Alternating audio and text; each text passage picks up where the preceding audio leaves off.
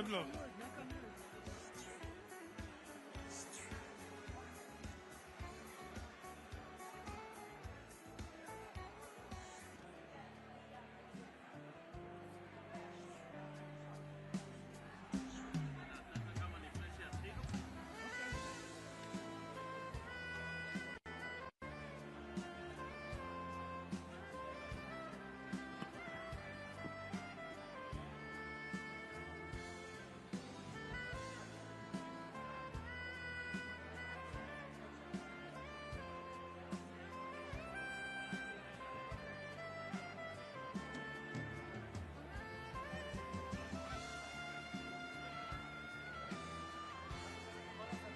Shalom, everyone. Shalom, everyone. Please take your seats.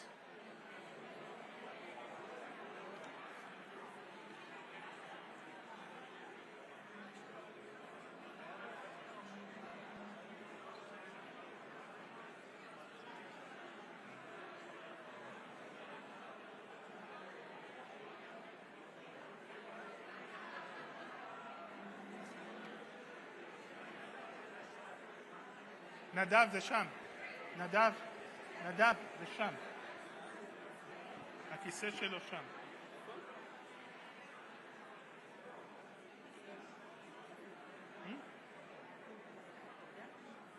לא, אני לא יודע איפה הוא.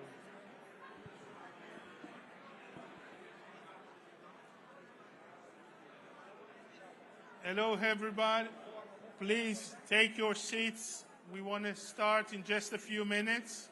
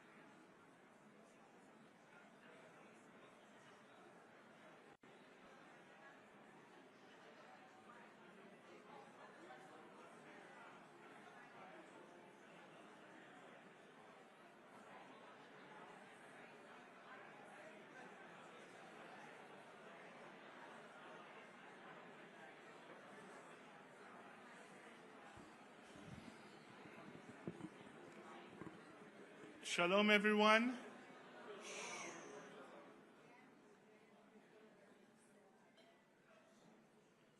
First of all, before we begin, I just want to say how good all of you look. We will start in just a few minutes. I'll just, when I tell you, the Prime Minister will enter, and I'll ask you all to stand for his entry. We'll have the Prime Minister speak, and then the Foreign Minister. Then we'll have a musical pause and representatives of the delegations. And then we'll go back to the musical part, and we'll finish with the national anthems of Israel and the United States.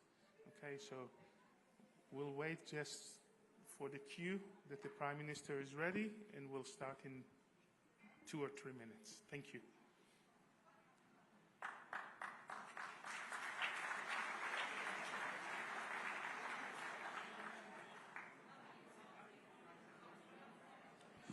Shalom and welcome to the Ministry of Foreign Affairs in Jerusalem, the eternal capital of the State of Israel. We are honored. Yes, thank you. We are honored to host today 250 state legislators from all 50 states of the United States of America.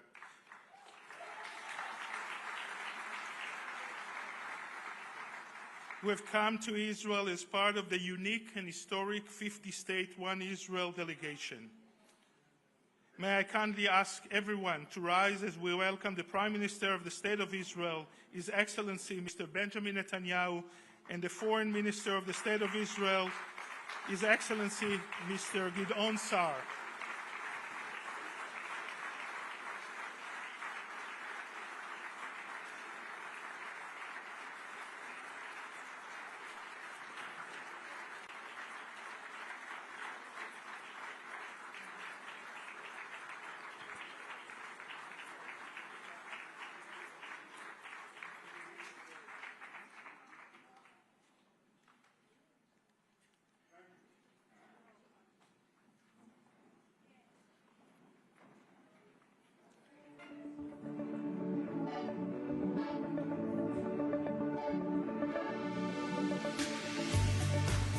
Welcome to Israel.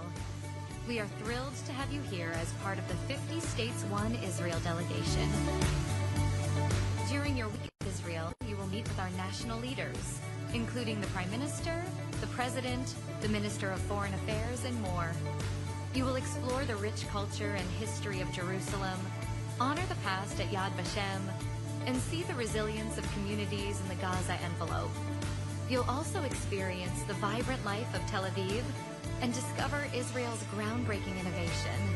Along the way, you will gain a deeper understanding of the Abraham Accords and the complex geopolitical realities shaping our region today.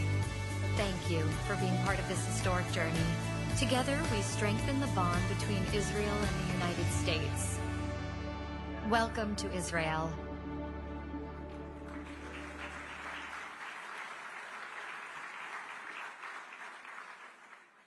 Prime Minister Benjamin Netanyahu, Foreign Minister Gideon Saar, Deputy Foreign Minister Sharren Haskel, Director General of the Israeli Ministry of Foreign Affairs Eden Bartal, Ambassador of Israel to the United States, His Excellency Yechiel Leiter, President and CEO of the Jewish Federations of North America, Eric Fingerhout, delegates of the 50-state One Israel delegation, dear friends and colleagues, shalom and good afternoon. It's an honor to open this event and welcome you all on behalf of the State of Israel. The 50-state One Israel delegation was created in order to deepen and strengthen the special bond between the State of Israel and each of the 50 states of the United States. This relationship is built on shared values of democracy, liberty, and justice, and it enjoys a strong bipartisan support across the American political spectrum. This bipartisan support is a source of strength for Israel and for our people. The bond between Israel and the United States is unbreakable, and it will remain so forever. It's my honor.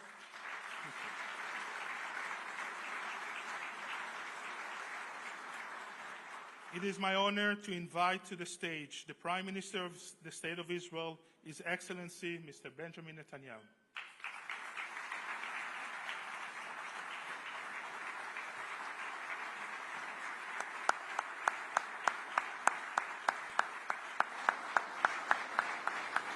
Thank you. Can I ask a question? How many of you are visiting Israel for the first time? How many have been here before? Wow, two. Well, welcome to all of you. It's very good to see you here with Foreign Minister Saar and the Deputy Minister Sharren Haskel and our Ambassador to Washington, Yechiel.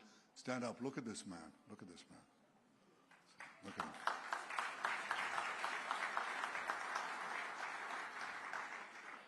He, Yechiel, represents the greatest military comeback in recent history. On October 7th, we were attacked with no provocation, by the Hamas monsters. They murdered 1,200 of our citizens. They burnt babies alive. They raped and then murdered women. They beheaded men. They took 250-some hostages, grandmothers, grandchildren, Holocaust survivors, to the dungeons of Gaza. I think a lot of people thought that we were on the ropes or perhaps flat on the ground, and we didn't have a chance of coming back. A day later, on October 8th, Hezbollah joined the fray. They started rocketing our cities. Again, no provocation. I said on that day that we will change the face of the Middle East. I said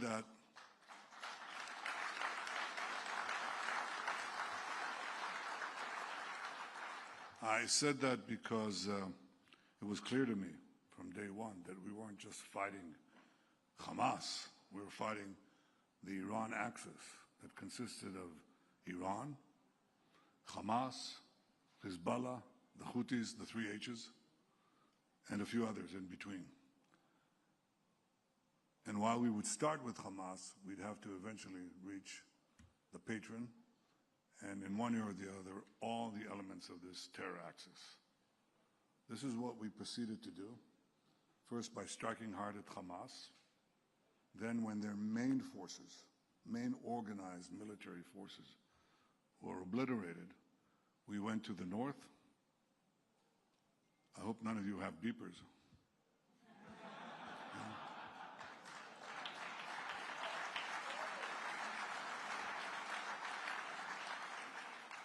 And proceeded to take out Hassan Nasrallah of Hezbollah, who was, in effect, the axis of the axis. He actually held this axis together. And once he was gone, the Assad, the murderous Assad regime in Syria, collapsed, because during the Syrian civil war, it wasn't the Syrian army that fought Assad's enemies. It was, invariably, when the battle didn't go well, Nasrallah would send in thousands, sometimes tens of thousands of Hezbollah troops to save his regime. Now, Nasrallah was gone, Hezbollah was crippled, so Assad fell. And once he fell, the land route that connected this axis from Tehran to the sea, to Lebanon, was gone. And now what happened was that the death noose that Hamas wanted to, that Iran wanted to place around our necks, was gone. That was one of their vehicles to annihilate Israel. Remember, they chanted, "Death to America, death to Israel." To achieve death to America, they have to achieve first death to Israel, because we are America's front line here. And the only force in the Middle East that was challenging, forcibly challenging, and fighting them in their quest for domination and subordination and annihilation. But ultimately, they were geared to America. So their goal was to, we still have to destroy Israel. What did they do? They began to race to the bomb. They already had enough enriched uranium, but you need the weapon around that uranium ball. And so they began to work secretly to activate their weaponization team, it's called in jargon, okay? We knew that if we didn't act, within a year they'd have one atomic bomb, possibly two. So we acted. We acted like somebody who has two lumps of cancer.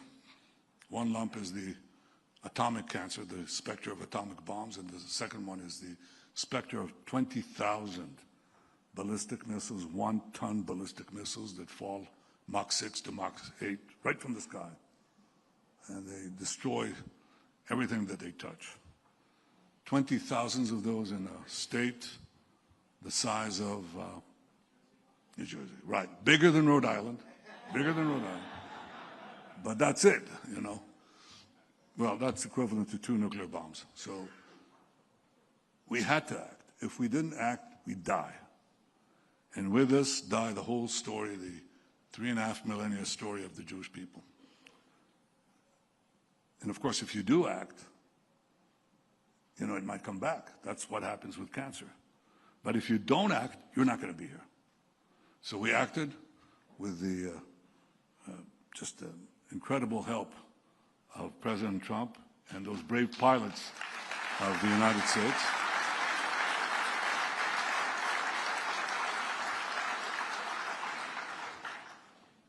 Our soldiers fought like lions. Our pilots just struck like lightning. And our alliance roared like thunder. And that did that. We pushed those two great perils away from our door and away from your door, because Iran's plan was to have ballistic missiles that would reach first deep into Europe, then 8,000 kilometers. You add another 3, and you're on the eastern seaboard. Those of you who are deeper inside, it'll take a little more time. But that was the goal, death to America. And they'd have these ballistic missiles, ICBMs, and the means to give them nuclear warheads.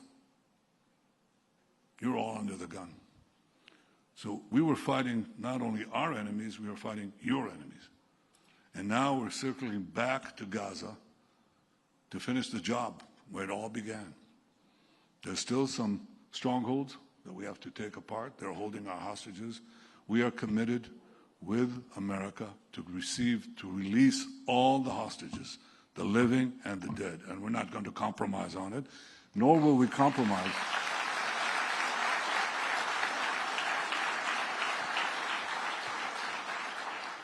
Nor will we compromise on eliminating Hamas, because if Hamas is there, they'll regroup, they'll recover, they'll rearm. And as they vow, they'll do it over and over and over again.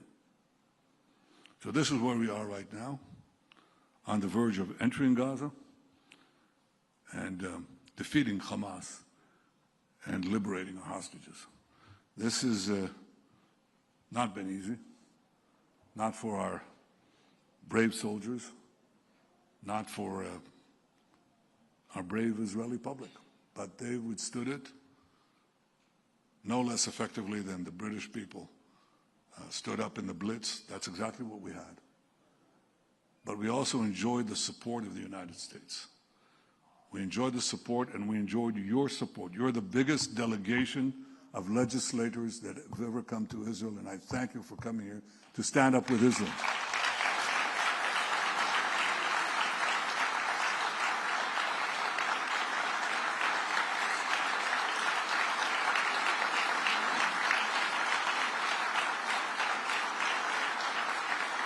Thank you.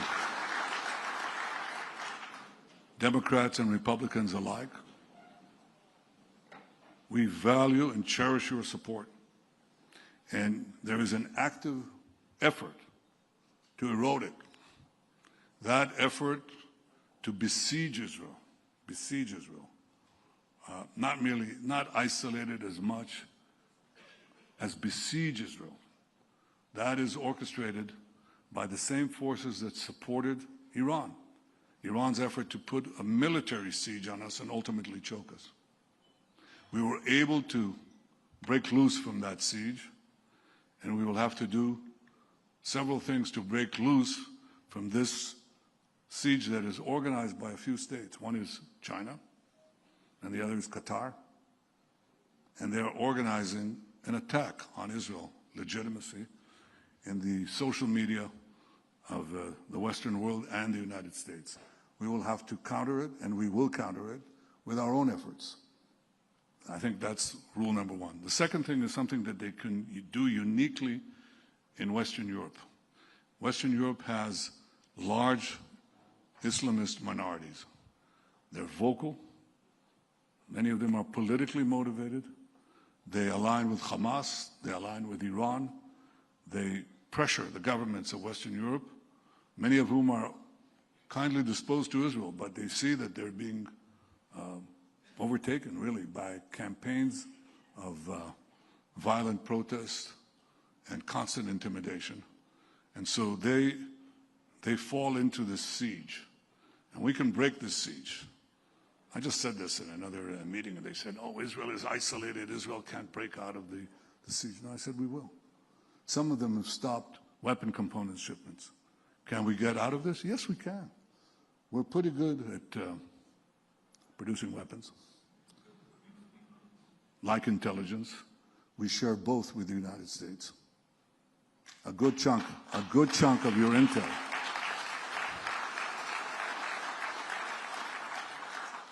And our weapon systems, we share with the United States. We're tremendously appreciative of the bipartisan support in military matters to Israel in previous years and today as well. But do you have cell phones? You have cell phones here? No? You're holding a piece of Israel right there. You know that? I mean, a lot of the cell phones, the medicines, the foods, you eat cherry tomatoes. You know where that was made? I don't like cherry tomatoes, but it's an Israeli. What can I do? It's an Israeli product, as are so many other things. And I think this serves for the betterment of all mankind and womankind. I think that is Israel's unknown contribution. But we can make things, we can produce things. We cherish the fact that we have the constancy of American support despite the attempts to erode it. And we'll continue to work to make sure that that continues on both sides of the aisle. It's very important for us. But equally, we will eventually create the independence that we need so those in Western Europe who think they can deny us things will not succeed. We can break this siege, and we will. And the last thing that I want to say is that this is not a battle just for national interests, not just for our national interest and your national interest. Those theological thugs in Tehran who amassed the crowds, who took American hostages on the first few days of their tyranny, and who since chant death to America, they only see Israel as a roadblock on the way to subjugate you, subordinate you, and threaten you. And they see Israel as you. And if you look at what the Islamist radicals here and around the world say, they say that we are you, we're just a piece of you, and you are us. I disagree with everything they say except this. I think they're right. I think we're part of a common civilization with deep historic roots of common heritage. When I went to, I've spoken 4 times in the joint session of Congress, and I look at the far wall, and some of you, maybe all of you will end up there, you know. Do you really want to? Well, those of you who are crazy enough to want, I mean, anybody entering politics has got to be insane, but there are quite a few insane people here. So for those of you who go there, or next time you visit the Capitol, just look at what's on the other wall. I'm at the days, you know, the podium, and I look at the far wall, and what do they have? Moses. Moses. A quote from the Bible about liberty. You remember Moses taking the people of Israel out of bondage in Egypt? Familiar with this story? I'm glad there are enough. We have a common heritage, and that heritage is being challenged now by people who not only want to bring us back to the early Middle Ages with incredible fanaticism and cruelty, it's also savagery. The things we encountered on October 7th, the things we just encountered not only in Gaza, but in Syria, in the wanton attack on our Druze neighbors. That's a non-Islamic sect, and they're living there in a mountain. And what they endured exceeded, in some cases, the horrors that we saw on October 7th. But what we saw there is what you saw on September 11th. It's the same thing. It's this raw savagery, the glint of murder You know, those savages on October 7th, they had GoPro cameras. And they broadcast back in live broadcasts, as they mauled babies. And the horrors that they did. So there's a horrible glee of death and the worship of a death cult there that is completely the opposite of the values that we hold dear. Life, liberty. What's the other one? I visited Monticello, Jefferson's place, and that's what I saw there. I saw Jefferson, who was well-versed in the Bible, spoke about the Holy Land, quoted the prophets. He understood the roots of our common civilization, as did the other founding fathers of America, as did Abraham Lincoln on his death date. He said that his one hope was to visit Jerusalem, come to the Holy Land, to see the place where our common heritage began and from which it will continue. I'm glad you are here to visit Jerusalem, to see the place of our common heritage and where our common civilization, well defended by our great alliance, will continue. Thank you for coming to Jerusalem. Thank you, all of you.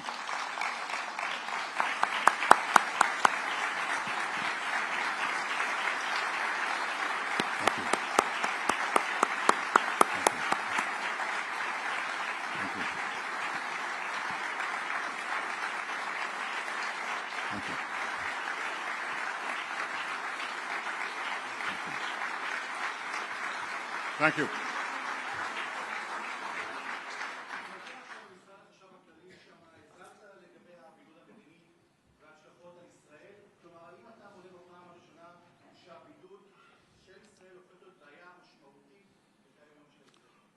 קודם כל, הכוונה שלי להטלת מצור עלינו. כמו שהאיראנים הטילו עלינו מצור, וקיוו שהמצור הזה בעצם יכחיד אותנו. אנחנו פרצנו את המצור הזה, כולם רואים את זה. ואנחנו גם יודעים שיש עכשיו ניסיון של הטלת מצור על ישראל, על ידי גופים שונים ועל ידי מדינות שונות, בראשם קטר. קודם כל מצור תקשורתי. מצור תקשורתי שממומן בכסף ענק, גם של קטר, גם של מדינות אחרות כמו סין, והם פועלים גם במערב, ולא פחות מזה בארצות הברית. אני שמח לראות כאן את הביקור הגדול ביותר של מחוקקים מארצות הברית בתולדות ישראל. אנחנו נלחמים בזה, ואנחנו נשקיע גם ומשקיעים כסף גדול, משאבים גדולים, במאמצים להדוף את החלק הזה של המצור. החלק השני הוא יותר ממוקד, והוא מוקד במדינות מערב אירופה, בהפעלת המיעוטים המוסלמיים שם, שהופכים קולניים, אלימים ומאיימים על המדינות. ולכן אנחנו רואים את המצור הזה מתמקד במערב אירופה. ושם אמרתי שמפסיקים לנו משלוחי נשק וכו', וזה קורה עכשיו. אנחנו נצטרך בשנים הקרובות להעצים את תעשיות הנשק העצמאיות שלנו, כדי שיהיה לנו עצמאות של חימושים, בכלכלת חימושים, ביכולת התעשייתית לייצר אותם. ולכן אנחנו נפרוץ את המצור הזה. אז האם השיגו בידוד עולמי? לא. ארצות הברית איתנו, גם הרבה מדינות אחרות, אבל יש לנו בעיה ממוקדת כרגע במערב אירופה, ואנחנו פועלים ונמשיך לפעול להסיר את המצור הזה. כמו שהצלחנו עם המצור הצבאי, כך נצליח גם המצור המדיני. Did you understand that? Hebrew lessons next door. Thank you.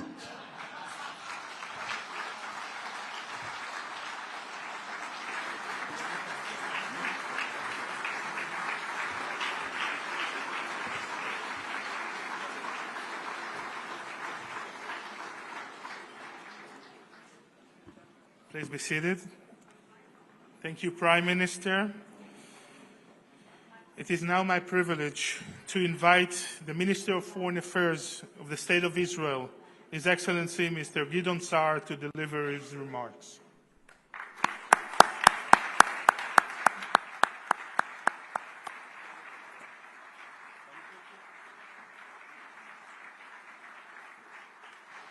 Thank you.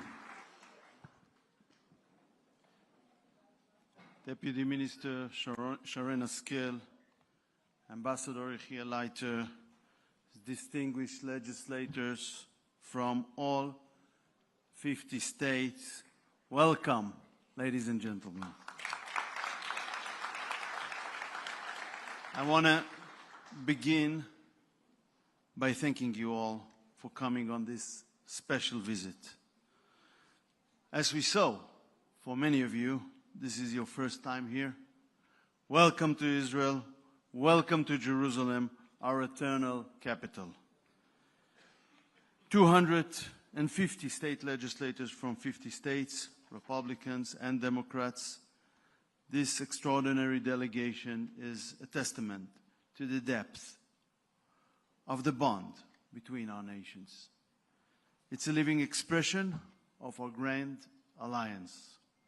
This is probably the most significant delegation brought yet to Israel by the Foreign Ministry. It's a part of a larger, ongoing public diplomacy campaign led by my ministry, and it is part of our effort to strengthen the great Israeli-American alliance. Israel has no greater friend than America. The US is a global superpower, but it is also a moral superpower. The Declaration of Independence that the Prime Minister just quoted, life, liberty, and the pursuit of happiness. This is what promised. America has not only upheld those values, it is and has been a beacon of light, liberty, and justice for the world. Through its bold leadership, America makes the world a better place. And America has no ally more effective than Israel.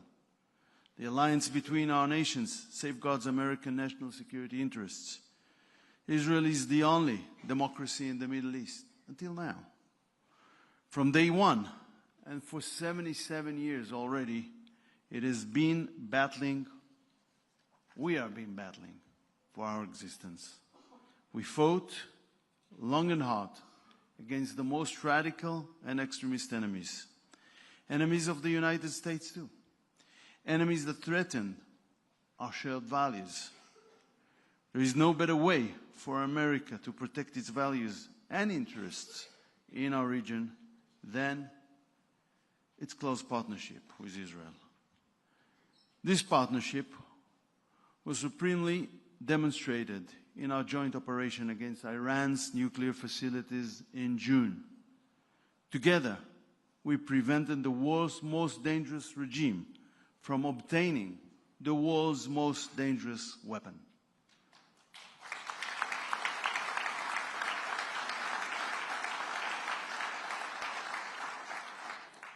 The greatness of the operation, led by Prime Minister Netanyahu and President Trump, reflects the greatness of American leadership in the world.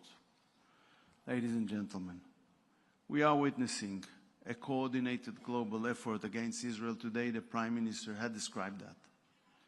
It is not an attempt to change our borders. It is not an attempt to establish a Palestinian state. It is an attempt to eliminate the state of Israel, the only Jewish state. This is what it is.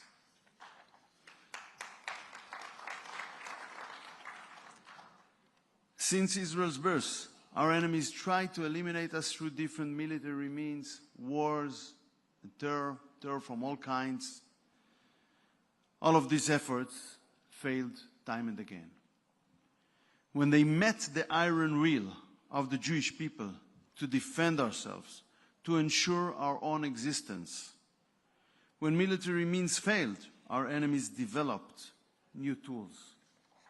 Their goal remained the same: eliminating the Jewish state. They turned to propaganda, political, legal, and economic warfare. Part of this well-oiled machine is the effort to boycott Israel through BDS and other means. The best answer against BDS until these days has been anti-BDS legislation by your state. You did it, and thank you for that.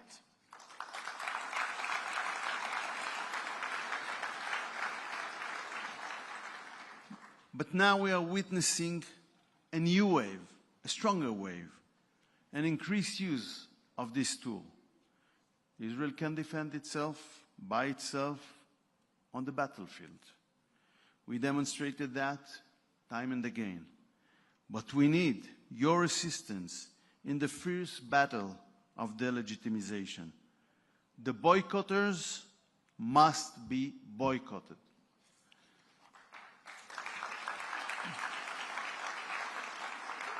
Those who delegitimize must themselves be delegitimized. The tools may be new, but the name of this campaign is very ancient. It is anti-Semitism. And its new form is the delegitimization of the State of Israel, the only Jewish state. Anti-Semitism was out of fashion after the Holocaust, but it has come back now stronger than ever. And this new anti-Semitism has unfortunately found its way also into the United States, which is something we hadn't saw in the past. The new anti-Semites who think they can cleverly hunt Jews through economic means must be deterred. There are still some states without BDS laws. We call on you, ensure your home states have laws to protect Israel and Jews against its modern anti-Semitism. To those who already have anti-BDS laws, that's the majority, we thank you. But each and every one of you have the ability to set a personal and powerful example. To fight BDS by turning it on its head. Instead of boycotting Israel, promote engagement with Israel. Instead of divesting from Israel, promote investments in Israel. Everything is good there? Probably. And instead of sanctioning the only Jewish state, speak out clearly against those who use this age-old hatred in a modern way. Distinguished legislators, criticism of Israel's policies is legitimate. But what we are witnessing today in the world goes far beyond that. We are drowning in a sea of fake, of lies, a starvation campaign, a genocide campaign, an apartheid campaign. These are done through social media, and so your presence here is more important than ever. You are on the ground seeing Israel and the truth with your own eyes. Together, we must speak truth against lies. We must give voice to the facts over the fake propaganda being spread.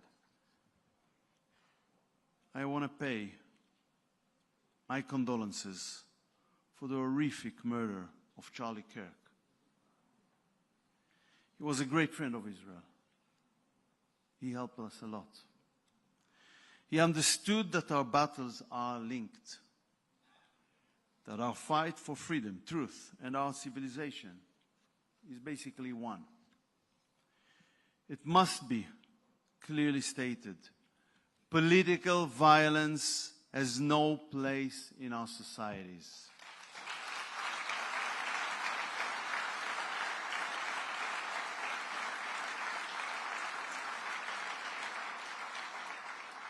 It threatens freedom, attempts to use violence and silencing to settle differences must be denounced.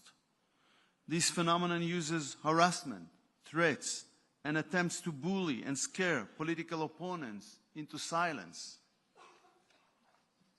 It is not only happening in America, it's also happening around the world. It's happening strongly in Europe. It's happening against Israel and against those standing for our values. Just yesterday, a pro-Palestinian mob sabotaged the Vuelta bicycle race in Spain. They did so with the support and encouragement of the Spanish Prime Minister. It's almost unbelievable.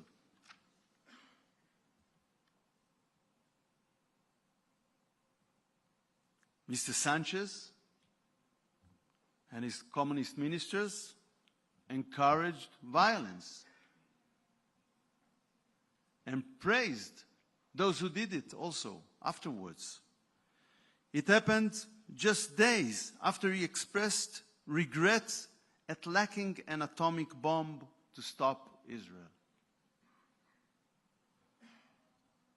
The normalization of political violence, and this is a normalization of political violence by the Prime Minister of Spain and his ministers, threatens all that we stand for.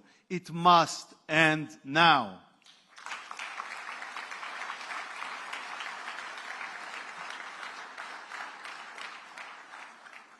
Ladies and gentlemen, your presence here together in Israel represents America at its best. I hope that your time here will be meaningful. Our ministry worked hard to create an interesting and enriching experience.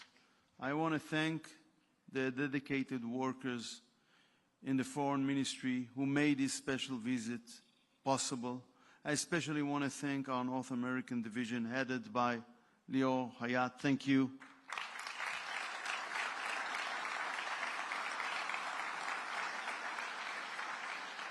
But most of all, I want to thank you, the legislators, our dear guests.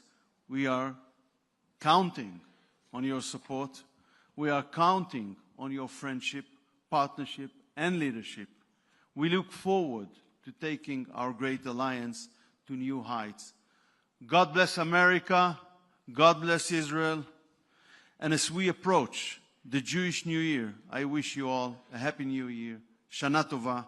May it be a year of strength, truth, and hopefully of peace. Thank you all.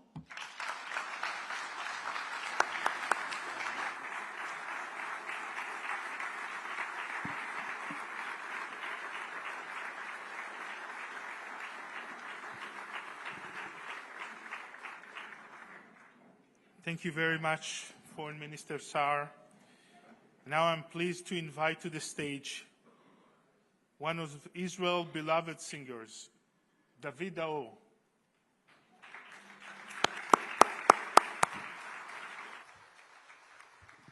Thank you. Such a great honor to sing for you. Thank you for being good friends of Israel. Thank you.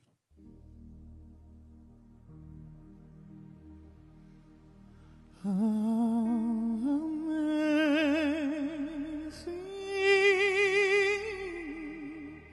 grace, how sweet the sound that saved a wretch like me.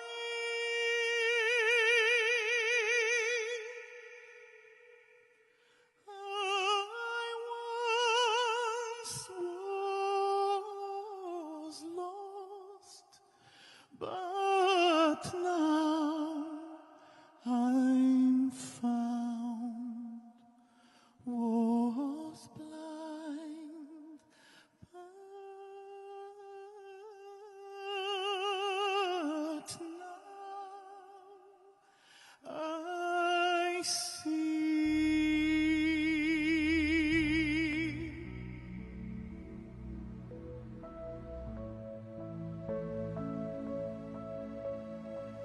I would like to sing for you a song that has been written by two Jewish musicians, and they wrote it after they ran away from the pogroms in Russia. It's a very famous song in the States. They went to the United States. Somewhere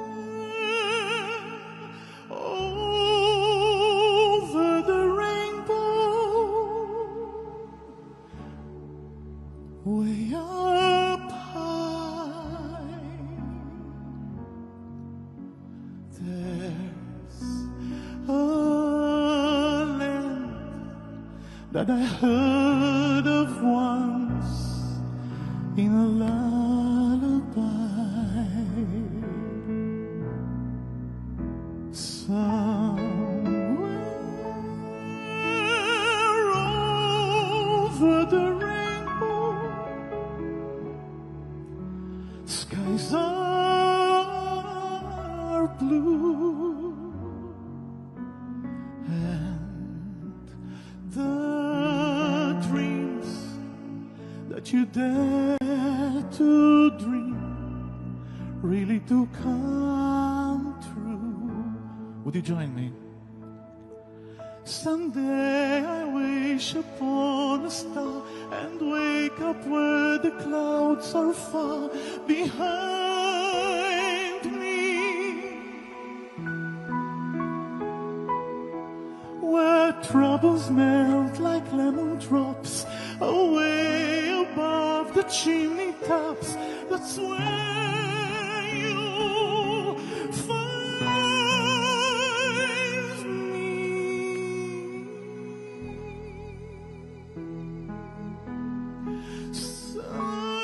Somewhere over the rainbow, bluebirds fly. If birds fly over the rainbow, why then, oh why can't I? This is Yaron Bachar on the piano.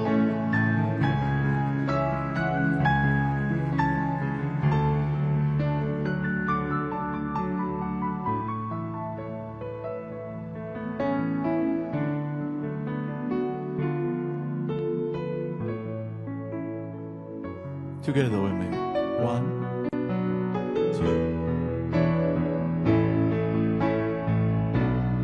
2. Someday I wish upon a star and wake up where the clouds are far behind me, where troubles melt like lemon drops away above the chimney tops. That's where you'll find me.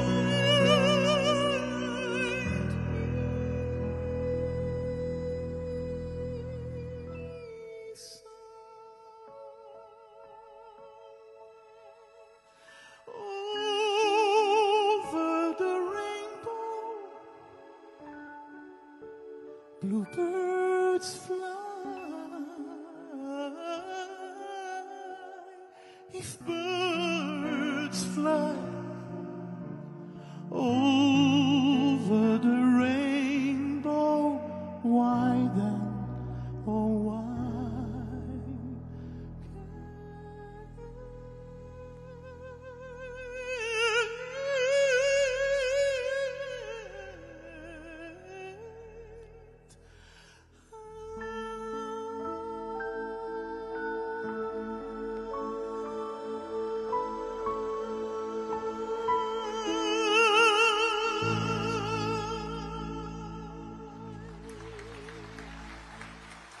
Thank you so much. Thank you.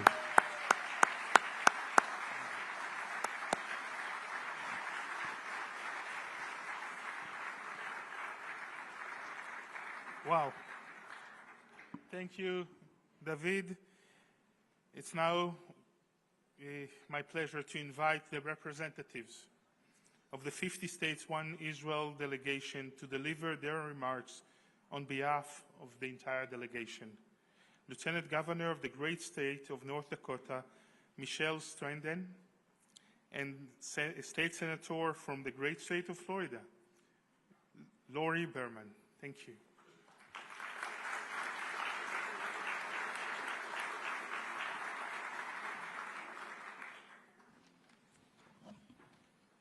Good afternoon.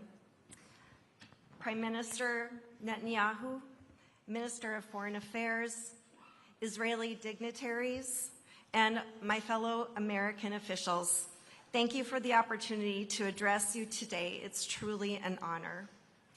Being Lieutenant Governor of North Dakota has been a highlight of my career, first and foremost, because I get to go to work every day to make a positive difference. We all can make a positive difference, not only in the lives of our citizens, but in the lives of the American people and people all over the world. In North Dakota, we play an outsized role in supplying our nation with the world with food, energy, and strategic defense capabilities. North Dakota is 6,400 miles away from here, but we are closer than our distance apart would suggest.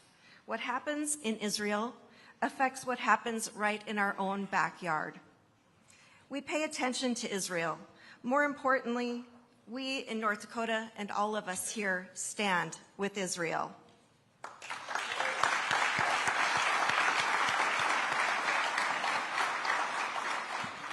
In the wake of the horrific massacre on October 7th, 2023, our governor, Kelly Armstrong, who was then serving as North Dakota's lone representative in Congress, voted to provide Israel with whatever support it needed.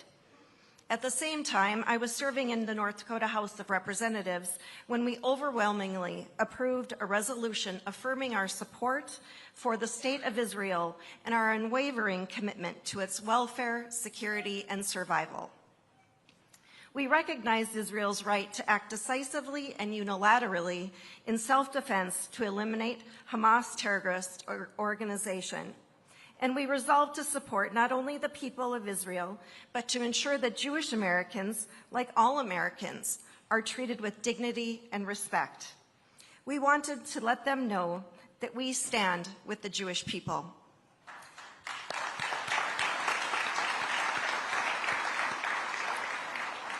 In America, one of our founding principles and basic rights is freedom of religion.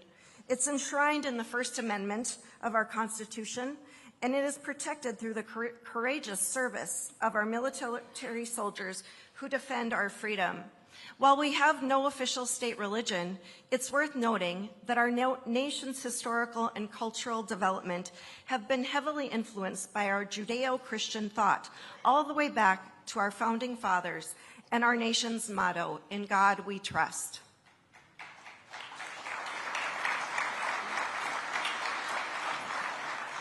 Through this foundation of faith, we're bound to you, our brothers and sisters in Israel. Americans still flock by the hundreds of thousands to the Holy Land every year, thirsting for spiritual connection and setting foot on this holy and sacred soil. And so I feel incredibly blessed and full of gratitude for the opportunity to share the experience of Israel with all of you this week. Let's make the most of this opportunity to grow in our understanding of each other, to forge new relationships, to build strong partnerships that will benefit our respective nations and our people for generations to come. Thank you and shalom.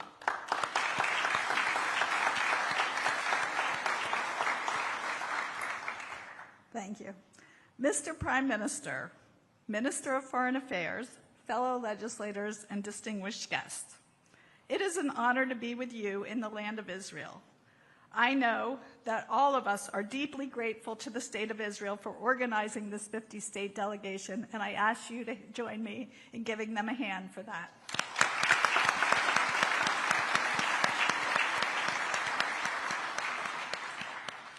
As an American Jew, I hold deep family, cultural, and religious ties to Israel. I have always and will always advocate for a vibrant and strong Israel state. My home, Palm Beach County, is the fourth largest Jewish population in the United States. Palm Beach County, I am proud to report, is one of the largest institutional purchasers of Israel bonds, totaling over $700 million. And I am equally proud to report that this was facilitated through bipartisan legislation unanimously approved by the Florida legislature.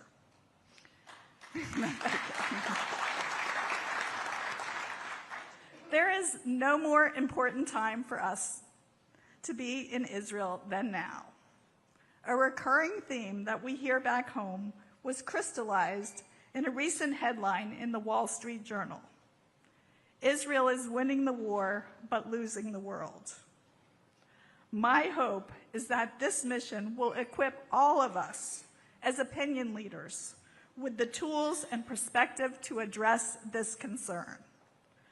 By gaining a deeper, more holistic understanding of the current situation, we can all return home better prepared to advocate, educate, and rally continued support. The American-Israeli relationship has always been strong and importantly bipartisan, and it is essential that it remain so.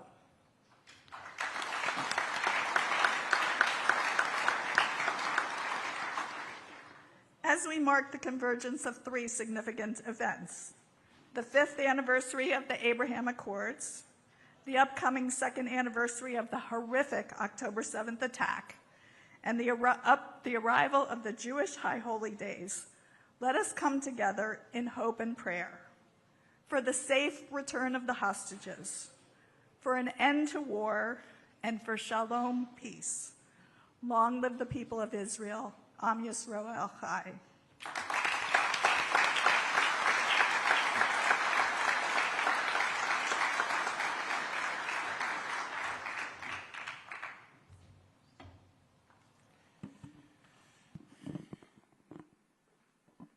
Thank you very much, representatives. And